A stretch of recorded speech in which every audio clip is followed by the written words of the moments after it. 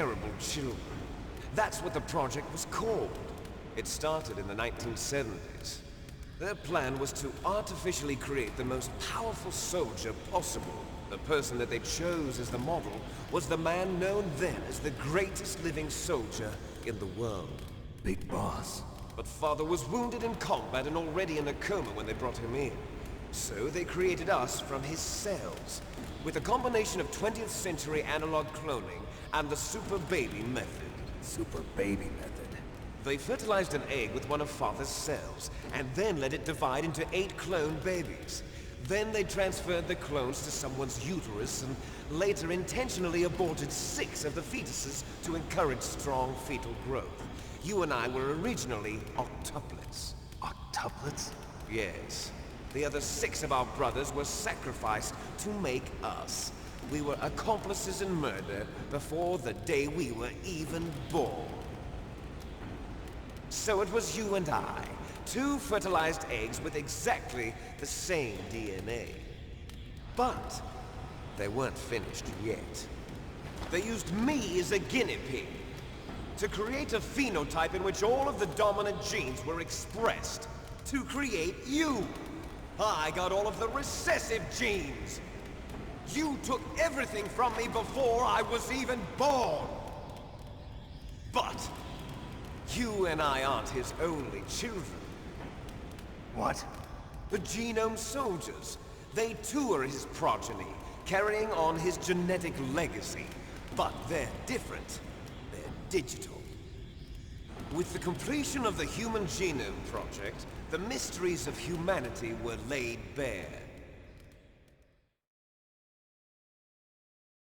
Thanks to Father's DNA, they were able to identify more than 60 soldier genes responsible for everything from strategic thinking to the proverbial killer instinct.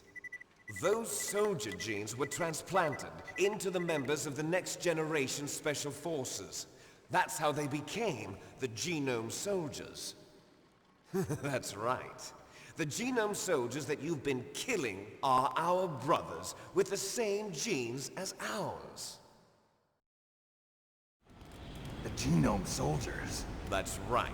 They are our brothers, created artificially through the alignment of nucleotides to mimic our father's genes.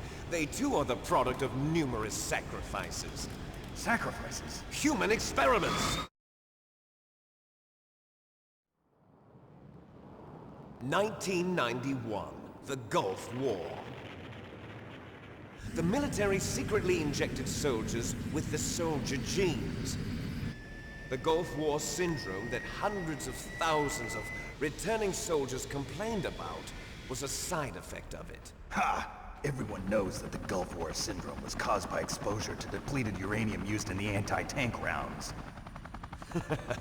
That was just a cover story issued by the Pentagon. First they tried to say it was post-traumatic stress disorder, then chemical or biological weapons. The poison gas detection units and the anti-sarin injections, they were all just a cover-up of the secret genetic experiments. So then, the so-called Gulf War babies that have been reported by Gulf War veterans are... Yes. They too are our brothers and sisters. So the Genome Soldiers mean that the experiments were a success? Success? Don't be a fool. They're a complete failure. We are on the verge of extinction. What? Have you ever heard of the asymmetry theory? Nature tends to favor asymmetry. Those species which have gone extinct all show signs of symmetry. The Genome Soldiers suffer from the same problem. Signs of symmetry. So do I. As do you. That's right. We are all on the verge of death at the genetic level. We don't know when or what type of disease will occur. That's why we need the old man's genetic information. You want Big Boss's DNA so you can save your family? It's very touching. In nature, family members don't mate with each other, and yet they help each other to survive. Do you know why? It increases the chance that their genes will be passed on to a new generation. Altruism among blood relatives is a response to natural selection. It's called the selfish gene theory. You're telling me that your genes are ordering you to save the Genome Soldiers? You can't fight your genes. It's fate. All living things are born for the sole purpose of passing on their parents' genes. That's why I'll follow what my genes tell me. And then I'm going to go beyond, in order to break the curse of my heritage.